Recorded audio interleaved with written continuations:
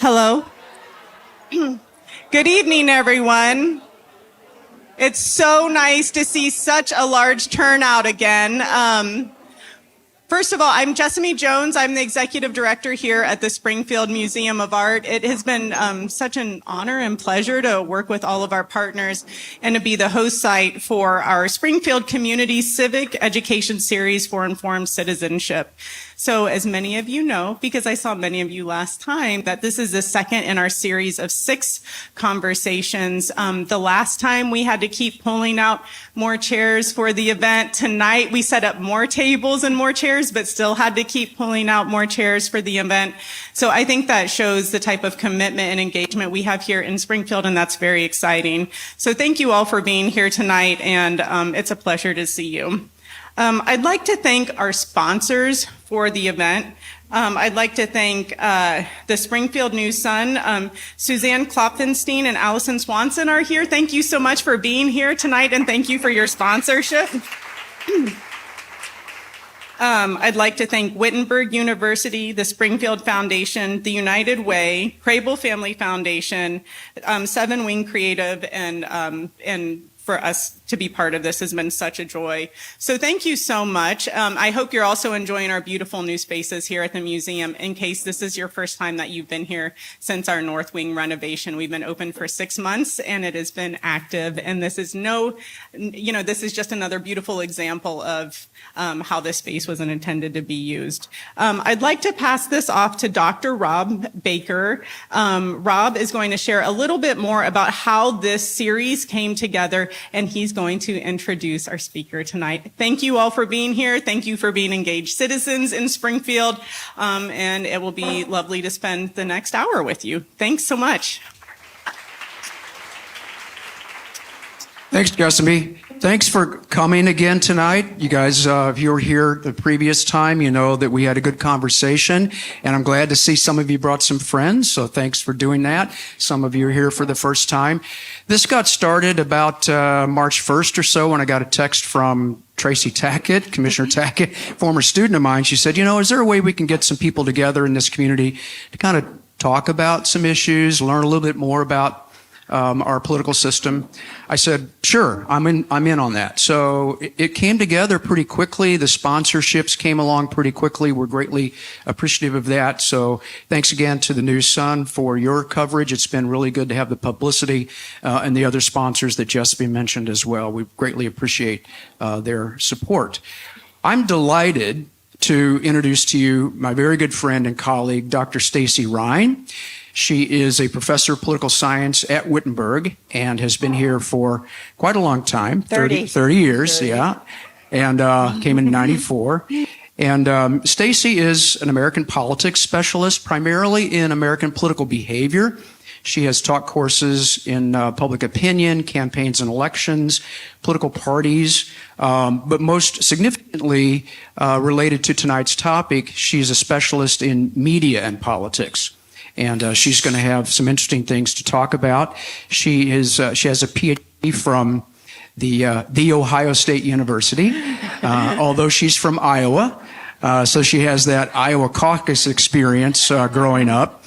And she is also an award-winning professor. She won the ODK Teaching Award for Excellence back in 1997 as a young professor. So join me in welcoming Dr. Staci Rhine. Good. Okay, let me know if I'm loud enough. Okay, good. Hi, thanks for coming out. So make sure this works. Well, so I'm Staci Rhine, confirmation bias in media. How do we be informed as citizens, right? Because that's really, we're citizens and we make choices, and how can we be informed, and what are our blind spots? And so 2 factors shape this. Level, how do we do that? Oops. Okay, so first, where do we get our news? And I'm going to make you talk because it's like students. You don't get to sit here, you have to engage. So let's talk first about the strengths and weaknesses of different sources. Sort of what might be good about one source to get information, what might be those weaknesses. So print. What's good about print?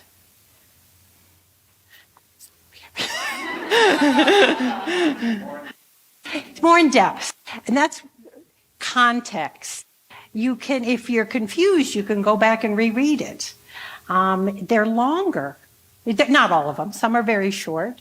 But for a longer article, what are they talking about? What does this mean? Why is this important?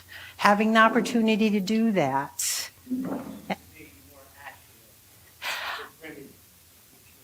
I hope so. I think they are more accurate.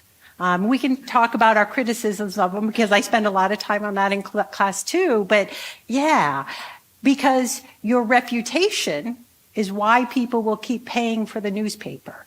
And so you have an incentive to keep that reputation. And when you make a mistake, you put corrections in the paper, say, we misstated a name. This didn't happen on this date. So those reputations matter.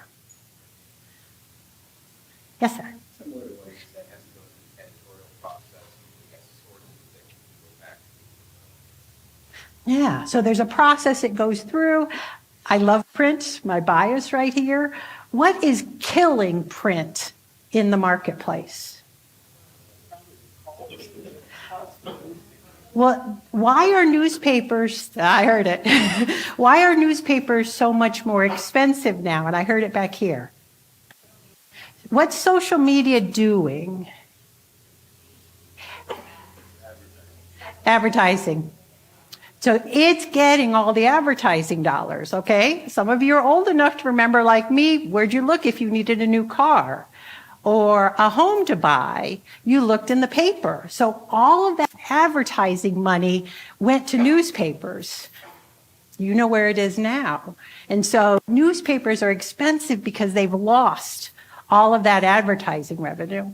And so as long as I'm up on my soapbox, if communities that have newspapers have lower levels of corruption because there's someone looking at how money is spent, what public officials are doing, they're better able to inform it. So I'm done with my little support for it, but they're dying across the country because social media is absorbing all of that advertising money. And so that's why newspapers cost so much more, is because they don't have all that advertising money.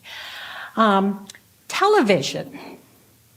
What's good and what's bad about getting your information from television? What's really useful? The weather, okay. Immediately up to date, okay. Different channels. Okay, there are different channels, good. Variety of channels. That visual, it's one thing to read a story about the fire in California, and it's another to see the picture. Or a flooding picture, it conveys a lot, doesn't it? Those visuals, 9/11 will probably always see it visually, don't you think? It's those things that stick with us visually. The immediate, something just happened, breaking news. Okay, now we're going to pick it apart a little. They're not in depth. So they tend to be quick, right? In our jargon, we call it episodic. This just happened. And then they're on to something else. So the forest fire happened and we're on to a different story. It's like, well, how big? Is it under control? So, yeah. Just a second.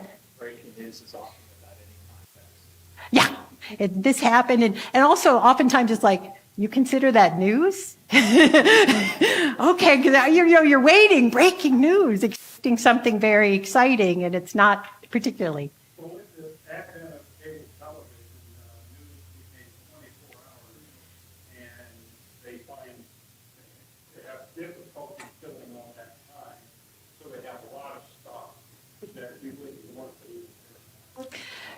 So we don't digress too much, but there is nothing I hate more than listening to political pundits giving me talking points for hours. It's like, there's news out there, or we could just spend the whole time talking about Republicans say this and Democrats say this. It's like, So, okay, I digressed. But yeah, how do we fill that time? And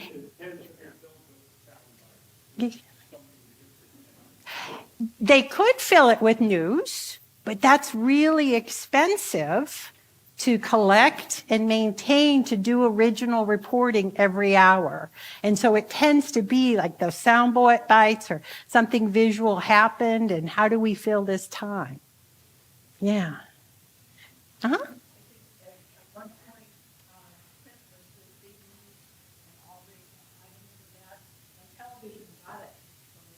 They still do.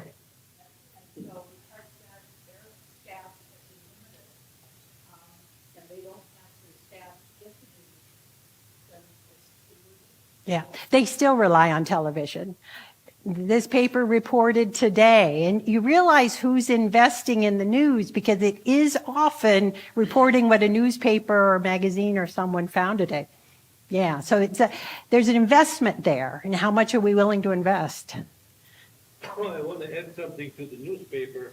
The newspaper really is not that expensive because now you read it online, which is the same story as if you get papers, and you have the opportunity really to get news faster. Even Strengthening Civic Sun sends you news messages right in the middle of the night. You're right. So online's cheaper than paper delivery. Can I grumble about sometimes I can't find the stories I know that's in the paper and I can't even get. But yes, you're right. The being able to get newspaper things right there is amazing, isn't it? So lots of potential, but print.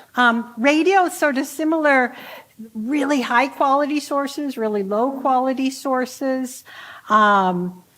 Social media. So what's great about social media? There's stuff I love on social media. What's great? Yes, sir.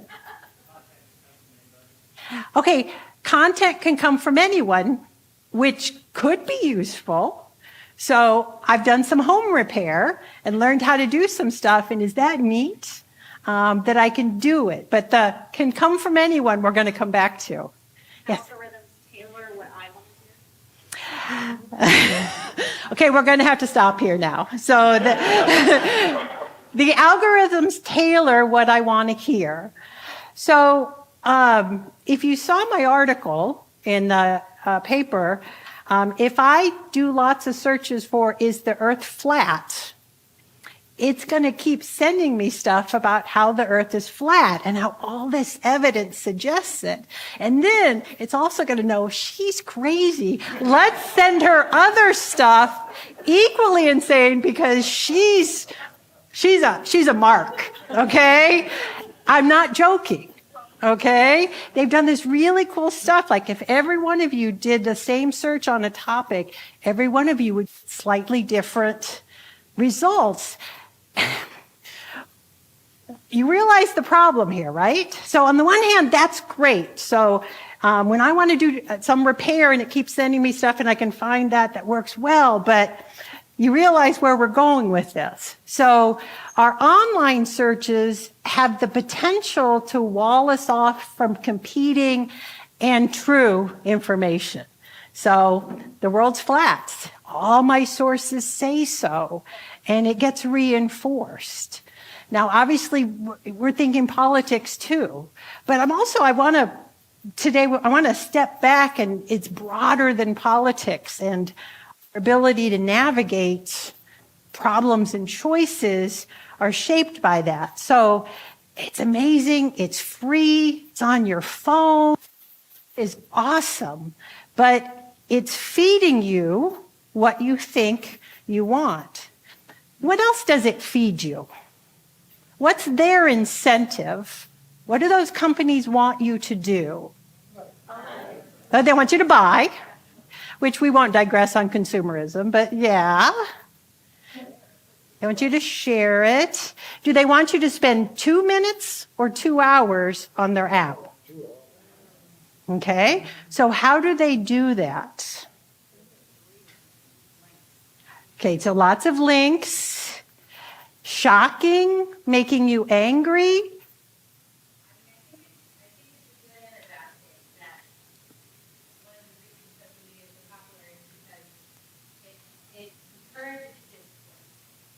That can be helpful when the discourse is adding in information that you might not be getting from the article, but it can go on. And making you angry or argue, you'll stay on and get more worked up, and they want your eyeballs. Okay, they want you to pay attention and look at it longer, and maybe making you angry or shocking or those kinds of things will draw you in longer, and not necessarily the things. Hopefully, we can talk about how you talk about each other. So yes, there's a lot of research on filter bubbles and how people can get trapped in that. The echo chamber is broader, but it's the same idea that we encounter information that reinforces what we already believe. So maybe we've picked sources across all of these that echo the same truth. And so nothing's getting in that might tell us that's not really the truth. And that's scary if we don't operate from the same set of facts, isn't it? That if nope, it's the sky's purple, nope, it's yellow, nope, so and we're making up examples, but you've had these discussions, haven't you? Where we can't agree on basic facts. Okay, and then now about us. We are all biased information processors, including me. I know what it is. I know I'm vulnerable to it. We all process information with what our previous thoughts and preferences, what we like. We all do that. If we all watched the same show, we would all see something a little bit different. Different aspects would appeal to different people. We wouldn't see the same thing. So confirmation bias is we tend to look for and accept information that is consistent with what we already believe. So because I like coffee, you are not taking it out of my hands in the morning, I'm more receptive to information that describes positive rather than negative effects of coffee consumption. Okay, I want my coffee, so I am not receptive to information that tells me coffee might be bad to me. So that's confirmation bias. If it's something you already believe, like, yeah, I totally agree. That's right. It's true. So your perceptions go into that. If it's something that conflicts, then you're not sure. I'm probably not true. So how we see things, is shaped by that. But you see the problem here is that can leave us vulnerable to fake news. And I'm not crazy about the term, but if we like stuff that agrees with what we already know, we're receptive to things that may not be true. And I want to make a distinction between disinformation and misinformation. So misinformation, let's say I think drinking coffee will make me 30 forever. And I'm foolish, but I'm not doing it. I'm not trying to. I'm just stupid and think coffee is magic and it'll make me 30. But that's misinformation.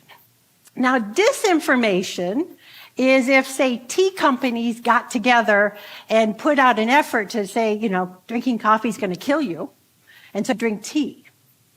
And this is real because a lot of your disinformation is coming from organized actors who have financial incentive or political incentive. We can talk if you'd like. International actors engage in disinformation a lot. And for example, this is why this thing is really important that Dr. Baker has helped organize. What they want is for us to hate each other. Because if we're too busy fighting each other and hating each other, we're going to leave those people alone. Okay, so it's a conscious strategy. If you can get people to hate each other, they're not going to care what Russia or Iran or North Korea or China are doing. Okay, so some of this is conscious and it's a little terrifying. We'll come back to that organization later. Okay, so briefly, we're going to have fun here. In small groups, share some of your favorite examples of misinformation or conspiracy theories among your friends and family. And they don't have to be political if you don't want. And also, as you're doing that, think also about why these pieces of misinformation might be appealing. So why think that? What about that might be appealing to your friends or family with that conspiracy or misinformation? And I think you're going to find this is widespread. We know this is widespread. So I kind of want you to do it to realize how widespread it is. Yes, sir. But I believe that all my misinformation is correct. So that's why the table's going to tell you you're wrong. Notice I also said friends and family, so you don't even have to fess up your own. That was on purpose. So just take a few minutes and talk to each other. Yes, sir.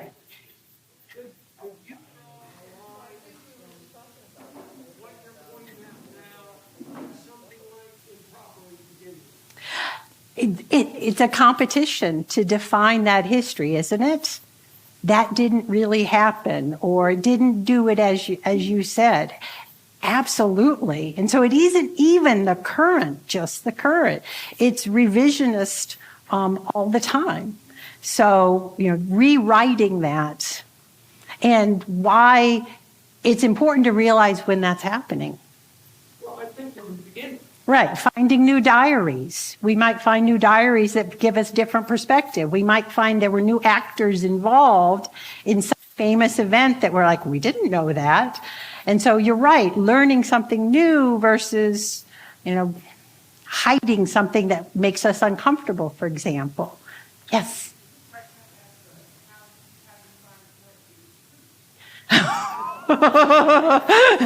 That will take a semester. I'm sorry. Yeah.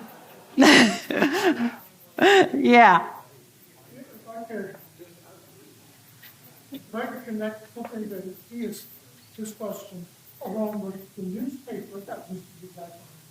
Exactly. Okay, you have to talk to each other now. Have fun. Come on, conspiracy theories, misinformation. Have a little fun with this, okay? And you have to share it.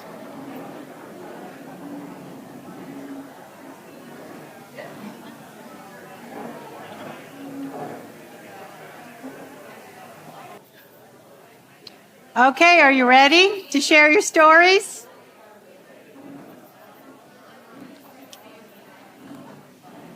Okay, let's start here. What's your favorite conspiracy theory or misinformation? I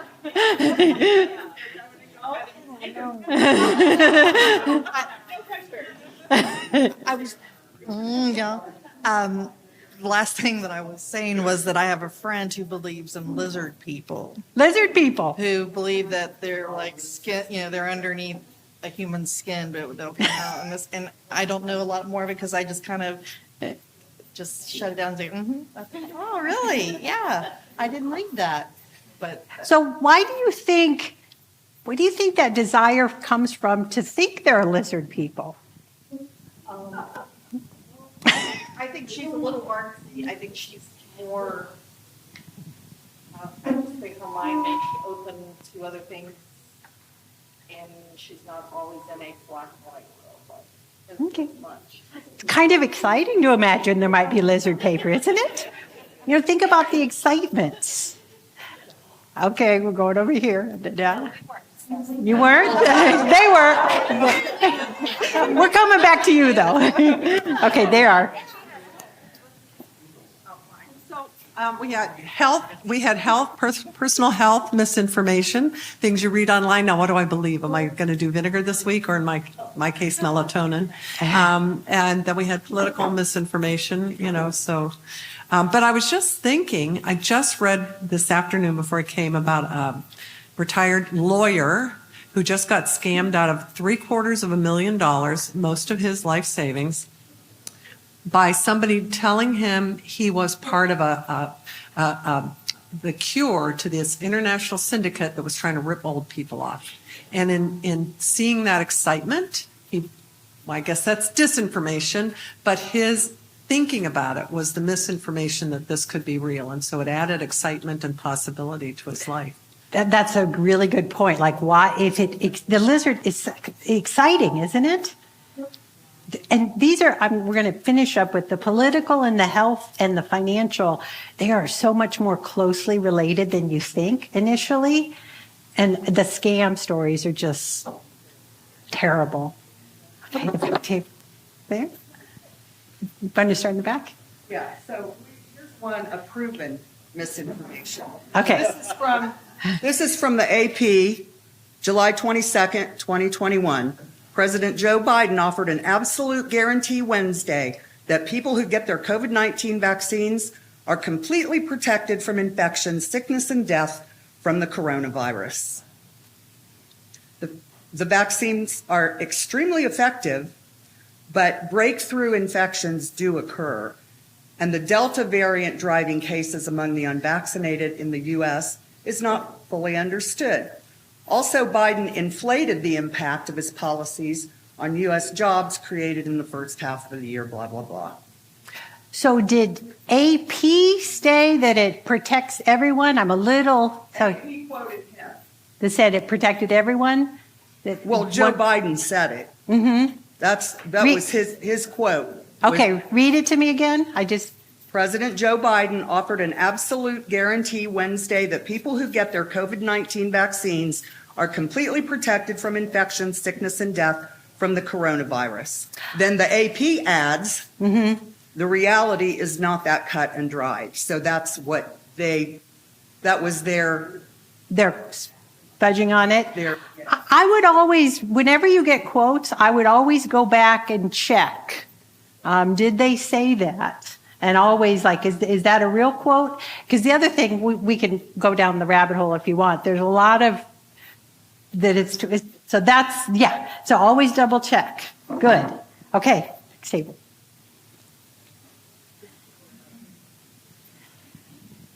Well, I guess this is probably misinformation intended to be disinformation, but we talked about how on social media you will see frequently ads that all seniors are missing out by failing to claim the annual $29,000 benefit. Click here. So. That would be your gateway to the scammers. Yeah. And then in the back.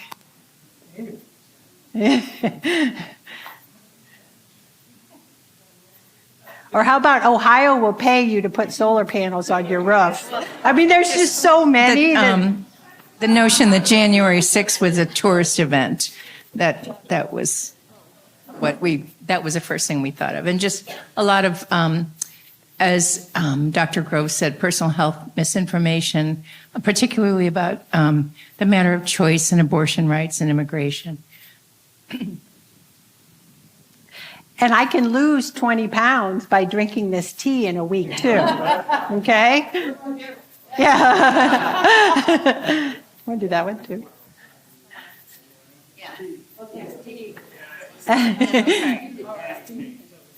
Well, we have a relative who insisted that climate change was not occurring. What was occurring instead was a regular cycle of climate change. And so the question is that entirely misinformation? She was a reasonable person. She thought of it as a reasonable view. What about partially misinformed?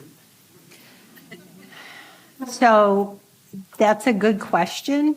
And I think you always want to step back and say, why would we see science through our political filters? We're going to talk about our political filters back there in the same way with medicine.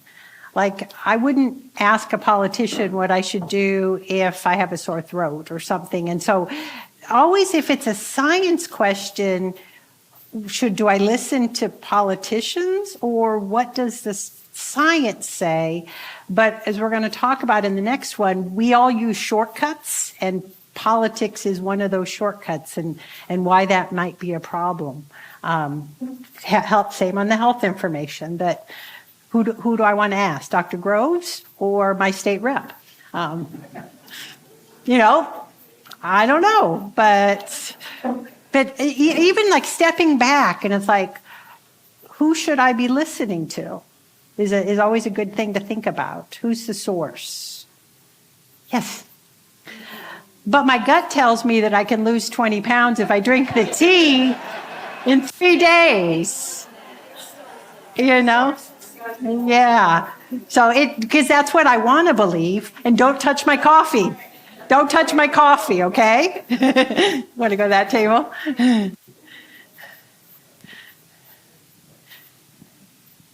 We didn't get a chance to finish, but I brought up the fact that I have an aunt who grew up in Ohio, moved to Georgia, and her grandchildren in school were learning totally different things about the Civil War than what she learned. So even in my lifetime, the history has changed. Mm-hmm.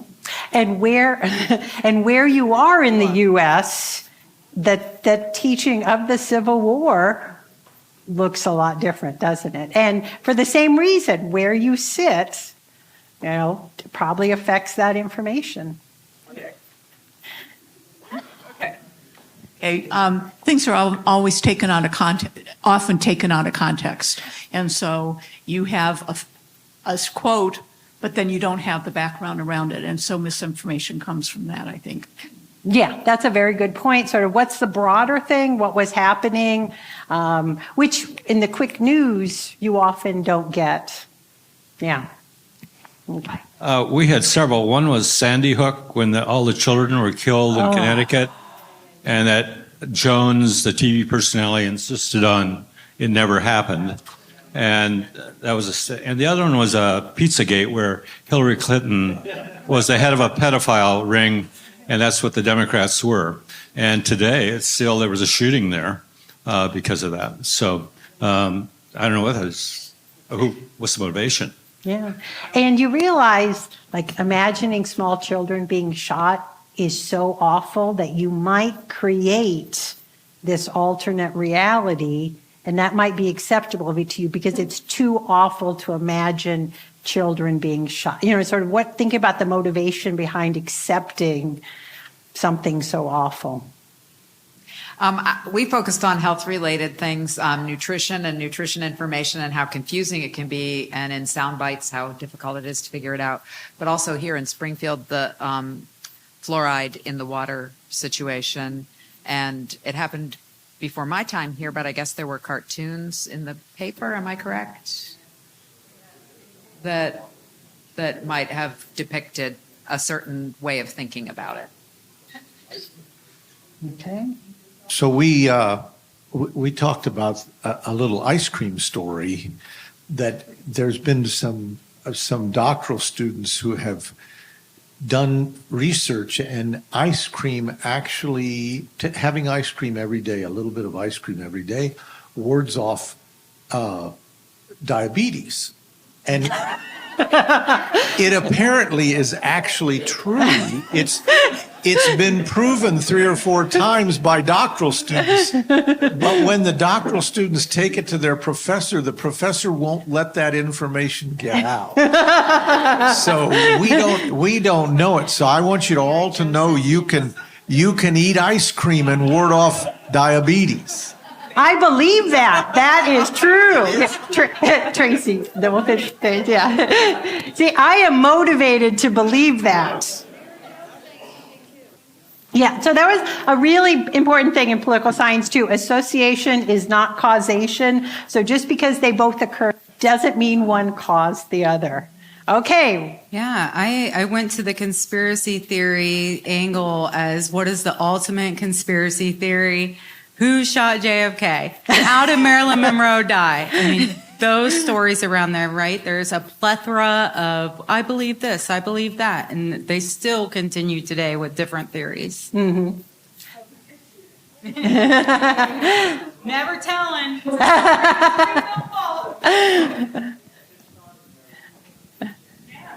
You said something about coffee, so I broke from my group to get coffee. Anyway, one thing too is in terms of temporal context too. I think a real big thing that lingers from what the pandemic started March of 2020 as far as we know. 20. And nobody knew what to do. We ended up losing 1 million Americans in that process. And at some point, because of supply chain disruption stuff, we said, well, this inflation will be transitory. That was big. Now people are saying, that was a lie, that was a lie. Well, yeah, it's transitory like 3 years later, but it was a matter that it was, but it's not. So it's kind of misinformation accepted as disinformation depending on what your mindset is. Does that make sense? I think I know where you're going. There's a whole lot in economics of sort of like our perception and then reality. What are the numbers and then what are perceptions of their numbers? And they often don't line up. It wasn't over in a minute. Yeah. But it's getting over. Yeah. So, but yeah, the whole bunch like this, within the last year, I had a student, she asked, what do we do? We have unemployment levels that are as high as the Great Depression. And so what we did is we just used Google and we pulled up unemployment levels and to look at them and talked about why she might think that. And, you know, some of the things we don't know, but if you think about over the last few years, like every time, just a guess, every time the Fed has raised the interest rates, we're like, okay, we're going to have a recession to bring this down. And so maybe the discussion of that let her think that we had unemployment levels as high. So we don't have unemployment levels as high as the Great Depression, in case you're anyone wondering. And so that might be the coverage of the expectation of a recession that didn't come, but we've been waiting for one. But that, yeah, our economic perceptions. One of the things we easily see is gas prices, but that's probably not the best indicator. But we don't. We're going to talk, we're all very imperfect in how we gather information to draw those conclusions. That makes me think of all the immigrants coming in. We have like 7 million jobs. And unemployment for native born is historically low right now. Yeah. Okay, good. So we're kind of talking about how do we make sense of all this information coming at us? And it's a barrage, isn't it? On everything, it's too much. And so we use shortcuts. Heuristics are shortcuts because none of us can really process and sit down, well, what's the unemployment level? What's the inflation level? What's the economic growth level? We don't do that. So we use shortcuts, like maybe gas prices. So grocery shopping. Like when you go grocery shopping, you don't look at every item, do you? What's this? What are the shortcuts you use when you go grocery shopping? Making list. Your list? Coupon. What do I have a coupon for? What's on sale? Store brand. Or the thing I always buy, and I'm going to buy it again because I'm not looking at the other products. What your kids aren't going to eat. What the kids aren't going to eat or will eat. Those are all shortcuts because none of us are going to go around looking at every single item. What do I do? How do I get in and out as quickly as possible? But we do that with all of our decisions. So in politics, we often use party or a politician as a shortcut. What does my team say? Okay, what does my team say? And obviously this saves time, but what are the risks of taking your political cues from your team? They're going to be biased because it's your team. In the same way, your sports team, they don't do anything wrong, right? Even when the quarterback got arrested, you defended them, didn't you? Okay? It's yes. Yeah, so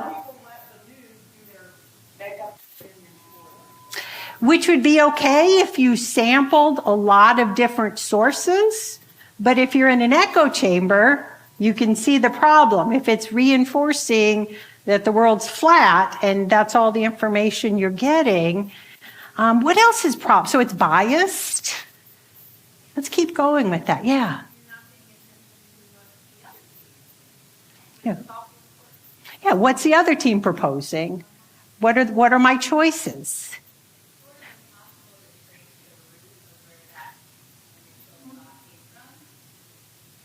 Yeah. Where is that initially? Why does it create blind spots is probably obvious. The other thing, the reason this has become more problematic is with polarization, and I don't know if Dr. Baker talked about that. So 30 years ago, we were much more likely to split our ticket. Okay, I like this person, but this senator's doing a good job, but I'm willing to vote for the other party for this, because we weren't as wedded to our team. And so we're like, oh, this incumbent's doing a good job. We do almost none of that. And so that team loyalty, blind spots, has gotten a lot stronger, whereas we were more likely to split our ticket and say, oh, they're doing a good job, but the other team party's doing a good job with this. Yeah. Yeah, 30 years ago, I remember when the news used to be both sides of the issue. Now, We can talk about primary reform later, but it is an interesting thing about how do you elect someone, do more broadly what about a primary doesn't do it, and maybe having multiple choices to pick from, but yes.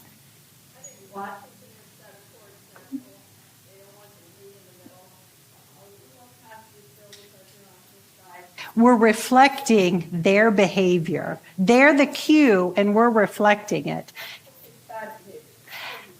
And the other thing that's related to this is control has flipped back and forth almost every election. So if you're the party in the minority, don't cut a deal because we might be the majority and get a better deal. It's not irrational to say we can get a better deal next session. And so the flipping means every election, let's wait and see if we can. So there's these constant changes also incentivizes, let's wait till we're in control. Yeah, like 30 years ago, they used to pass transportation bills that ran several years and it was just standard. And now it's like, oh my gosh, we passed a transportation bill and it's too, so yeah, if you're sensing it's different, you're right. And so even some of those basics, budget, being able to pass a budget, they can't clear that hurdle. Yes. The other team's evil. Yeah, and we're reflecting that. They started it, by the way. It's not you. But we reflect leak cues. We're reflecting their cues. We didn't start it. I don't mean it that way, but that language we reflect, and that's why that language is dangerous. Yes.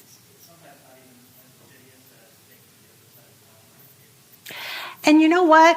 You're working, you got to make dinner, you're busy, kids got sports. I don't have time to be spending all this time thinking about politics. I need to use a shortcut.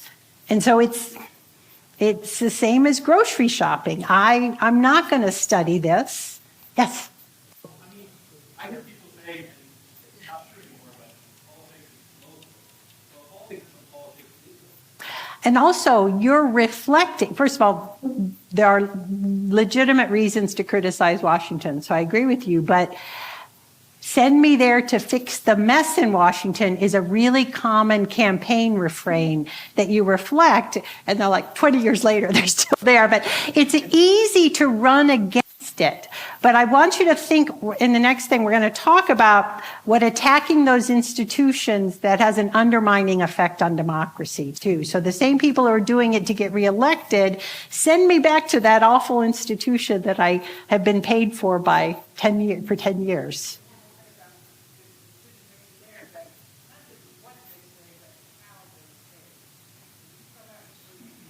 So ranked choice voting may come to Ohio, and ranked choice voting is, one goal is to give people choices and also for candidates to talk more favorably about other candidates and talk about what we have in common. So if I'm not your first choice, maybe I'm your second choice, to get at some of that, the other person's evil, vote for me, because it gives you more choice because multiple people are running, but it changes their incentives for how they talk about politics. Quickly, and then I'm going to go on to the last slide. Yes.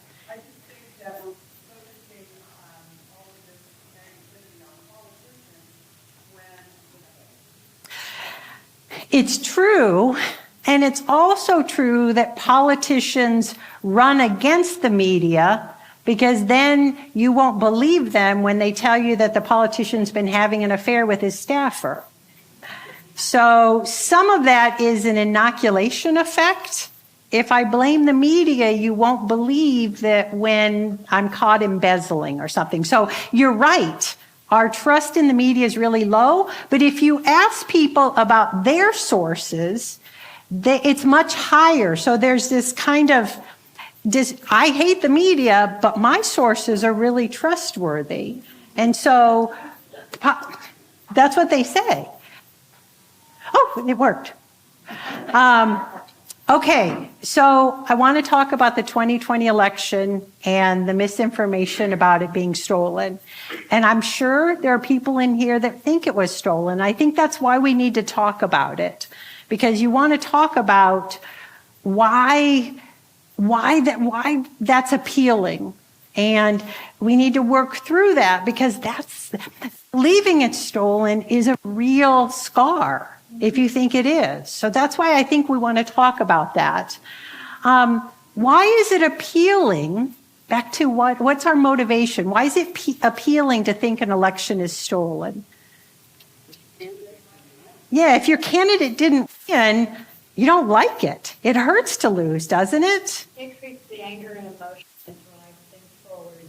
Yeah, anger. It gets us worked up to do that. Yeah. Yeah, our team doesn't lose, right? It's that team again. So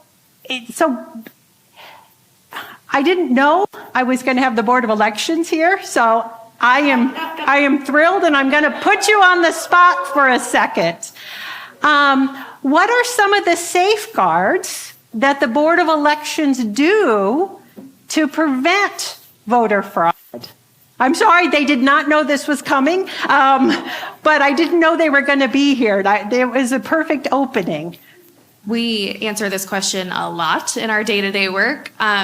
One of the biggest things that we do to prevent any voter fraud, and we're doing it tonight, is we're always in a bipartisan team. We always have a Democrat and a Republican doing pretty much anything, even sitting at a table at an event. And then as far as the rest of it, obviously we have voter ID things, ever-evolving requirements for voter ID when we're voting. Feed me more information. Let's see. In our office, we have doors that will only open if a Democrat and a Republican are present with our things to open them. So nothing is ever, in the dark. Ballots are always with a Democrat and a Republican. Even our poll workers, our locations are staffed bipartisan. Yes, hi, poll workers. I see a couple of you. And they know, even as the ballots are transported back to the Board of Elections, Democrat and a Republican in the car until they are locked up in our office. Yep. Anything to add? Anything big? That's every county in Ohio. Right, but you're not talking about Fulton County, Georgia, where ballots were pulled out and rescanned and rescanned and rescanned. Those two women won a $100+ million defamation suit for that. So it's not about the media. There's a suit. And if you have the truth, you don't win a defamation suit. So all you have to do is provide evidence. But that's not the only one. There's other people who won large defamation suits. Fox paid $750 million to Dominion Voting Systems. And those are really hard to win. You both have to prove what they said was false, but you also have to prove it was malicious, because it's really hard to win a suit against the media. So first what they said was false, but then for the malicious, they found all these texts and voicemails. They joked about how bad these people were that they were putting on the air, and they knew they were lying, but they were doing it anyway. Dominion's suing lots of people, and Smartmatic has $1 billion+ suit against Fox, but I don't think Fox would give $750 million if it had any evidence that it was stolen. Do you have other questions about the election? I want you to ask them. Yes. It's hours and hours of training, too. You have to go, you have to be trained in advance. But if you don't know that, it seems plausible, right? I would bet a good sum of money that all 50 states. Yes. Okay, just a second. I have a hand and then you. Yes. Yeah.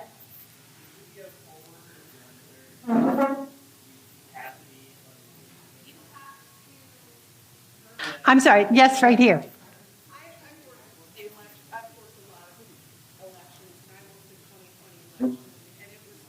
The media do not call elections. I know they do, but that's not official. It's not but normally one candidate's ahead, so it doesn't matter. It isn't official until the states actually audit their books. So you're like, Ohio doesn't do it. You may not hear from Ohio, 10 days, 14 days later. Same with all the other states. They go in, they audit, they check to see, are their numbers right? How many people voted at the precinct level? Are we missing? And so the media calls, even though we're like, how come the media, that's not official. That doesn't make someone a senator or a House member or governor. Each state goes in and audits their votes. Double checks the votes at the precinct level, at the other level. Every state audits their votes. And that's why we don't talk about it, but they're like, 2 weeks later, Ohio confirms that it voted, because every state goes and does that. They go back, they check the numbers, check the registrations, and do all that. So, okay, so I need to stop because I'm over time, but I wanted, this is bigger than politics, okay? And the health misinformation scans, they're part of it. And you want to protect your families from people who want to scam them out of it. And they're organized. The example you gave, they are organized to get your money. They're organized to sell you a miracle cure. It won't cost, will cost a fortune, but do you see the distrust of institutions that underlies it? I can't trust politics, so I'm going to buy this miracle cure. I can't trust banks, so I'm going to give money to this guy I've never met. But the guy who's never met knows a lot about you because he scoured your social media and knows your weaknesses and where to push the buttons. And it makes you vulnerable. So on the one hand, this is about politics, but we have to think more broadly to protect ourselves from scammers that are out there. And these are more closely related than you want to believe, which is also terrifying. So thank you so much for coming out. It was lovely.